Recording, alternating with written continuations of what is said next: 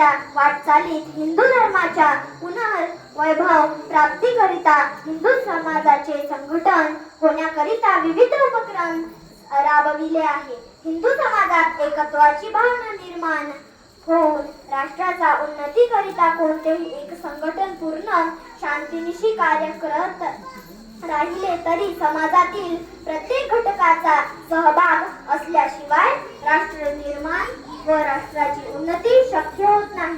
त्यामुळे शतवर्षाच्या वाटचालीच्या पार्श्वभूमीवर पुढे वाटचाल ही समाजातील प्रत्येक घटकाने एकत्रित होऊन आपल्यातील भेदाभेद बाजूला सारून एक हिंदू समाज, एक हिंदू धर्म म्हणून राष्ट्रकार्यास व हिंदूच्या धर्मकार्यास स्वतःला समर्पित करून द्यायला हवे व त्या दृष्टीने पंचपरिवर्तन हा एक विषय हिंदू समाजासमोर विशाल हिंदू संमेलनाच्या माध्यमातून ठेवणे हा या संमेलनाचा मुख्य उद्देश आहे. भारत माता की जय. धन्यवाद.